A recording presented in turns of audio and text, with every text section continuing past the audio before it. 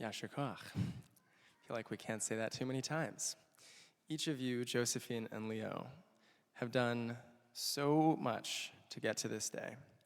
And it is so meaningful to learn from you, not only to hear you go through the rite of passage of chanting Torah and Haftarah, but also to learn from you.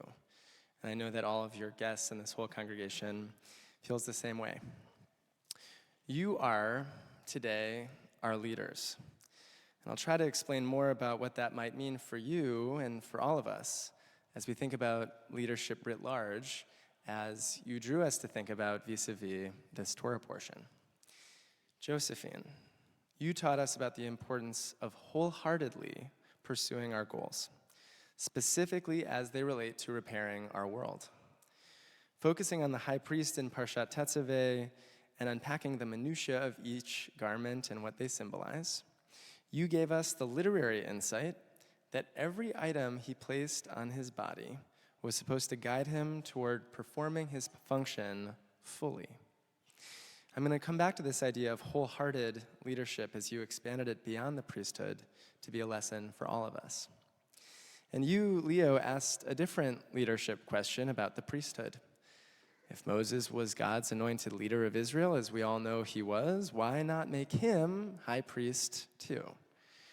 As you point out, the commentaries mostly focus on how this must have felt for Moses, as if to understand Moses' disappointment that he had led the people out of Egypt and all he got was a lousy walking stick. The Midrashim describe God reassuring Moses that even if he didn't get chosen for high priest, he's still the more important leader or more favored brother. But also, as you argue, Leo, there's a lesson here in how we organize our systems of leadership, namely shared power in different branches of government. Beyond that connection to our democracy, the lesson here might be to select leaders like Moses, who accept the limitations of their role and who treat their power with humility.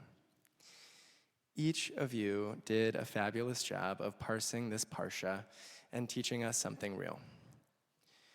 There's a curious thing that happens in the phrasing of this week's Torah portion. Normally, throughout the Torah, we read the words, Vayomer Adonai el Moshe, or some such, meaning God spoke to Moses. And that phrase is usually followed by God offering a commandment. But in Tetzaveh, any time we get a commandment, it's phrased in the context of Aaron shall do this and Aaron shall do that. And as the text addresses Moses, the Parsha prefers language like lead Aaron to do X, Y, or Z in the second person, presenting Aaron as the main object or subject. I actually don't really know what the grammar is there, but the main person in the portion. It's not Moses. In fact, Moses' name does not appear anywhere in Parshat Tetzaveh.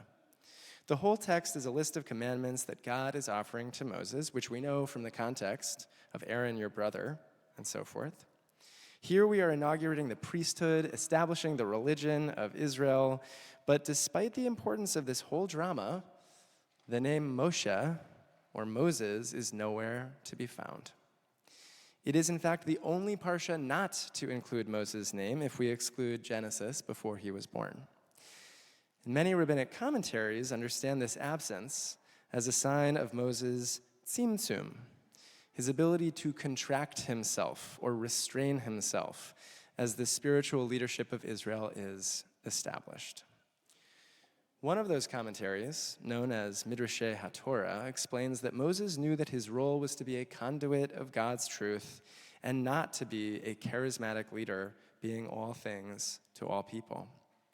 Specifically, the commentator writes, Moses carried out this delegation of authority not as one commanded to do so out of necessity, but rather, Josephine, I hope you're paying attention, wholeheartedly, as a true friend who puts himself at the disposal of his maker, even when his name is not mentioned.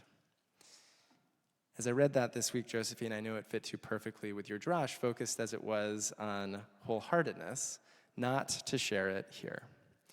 Seeing wholeheartedness in Moses just confirms the argument that, as exemplified also by Aaron, wholeheartedness may be an essential virtue of leadership. wholeheartedness. I'm fixated on this idea because it is so the opposite of what we've come to expect in leadership, or more specifically in political life. We are living in a time of endless cynicism, the opposite of wholeheartedness or open-heartedness or earnestness.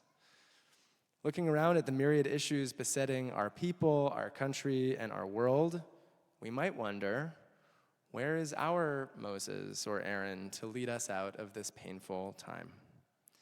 If that feels like too religious a question, we might ask instead, with so much cynicism in global leadership, where might we find wholeheartedness?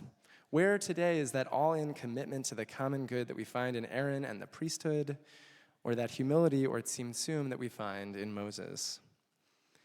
It is, I'm sorry to say, a rhetorical question, because looking out at the world, we mostly see examples of where leadership fails.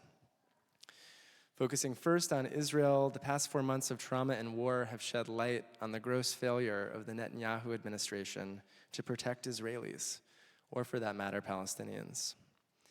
You spoke, Leo, about Bibi's proposed judicial reforms as contrary to a healthy democracy. And it may be that the split between Moses and Aaron is a useful model for separation of powers, which remains critical here and in Israel. Bibi's attempt to blur those powers, benefiting himself, is just one sign of Netanyahu's inability to lead with wholeheartedness or an earnest commitment to his people. He has long been motivated only by remaining in power and staying out of prison. And in many ways, October 7th demonstrated his inability to govern.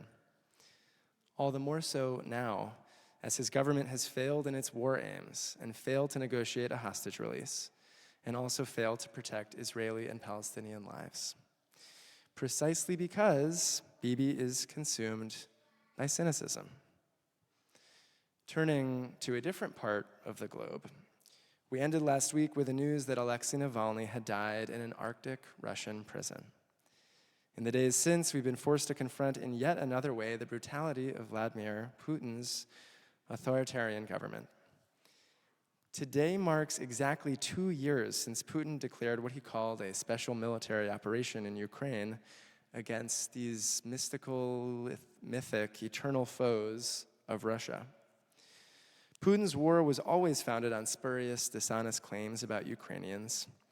And over these 2 years, we've watched in horror as over 70,000 Ukrainians have died, as have nearly as many Russian soldiers.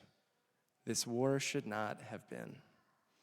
But here, too, we find a leader fueled by a cynical view of power and how to retain it. Closer to home, as our own American elected leaders have addressed how to support Ukraine in this war, the U.S. Congress has reached a standstill. Last fall, Senate Republicans insisted that the only way they'd agree to more funding for Ukraine was if the Congress addressed the crisis at our southern border.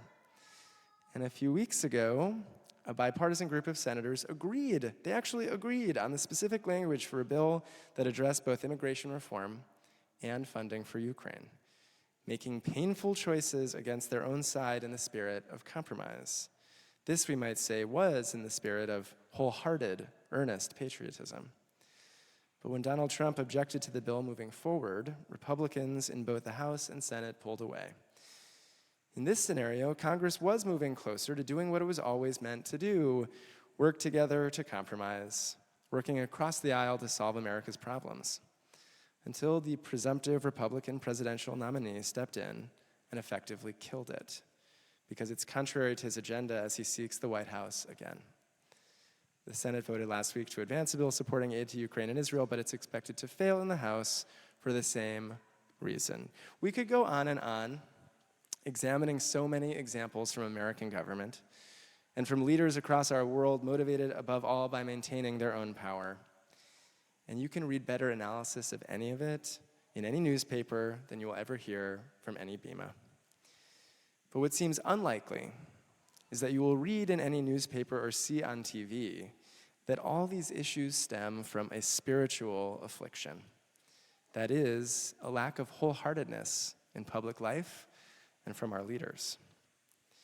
We can debate policies and politics, and surely we will, but we must agree that it should be better than this. That leaders can be motivated by intentions that are purer than anything we find today. The role of religion in times like these is to remind us to believe that it can, in fact, be better. By believing that leaders can behave better, that they can act with good intentions, with the goodwill of the people in mind, like Moses and Aaron in this week's Parsha, we can start demanding that they do. We can't face their cynicism with further cynicism of our own, about power inevitably corrupting. We have to believe that it's possible for leaders to take the advice you shared today, Josephine and Leo. Each of you represent in so many ways that wholeheartedness of which we speak, that earnestness and that confidence. And each of you brought so much of yourselves to this moment, and you deserve leaders who do far better in your future than the leaders we've come to expect. We need leaders to be wholehearted, to recognize their limitations in governance, and we have to believe that leaders can make room for others again, like Moses and like Aaron. As we grow to believe it, at the very least, we can pray that it will be so. Shabbat shalom.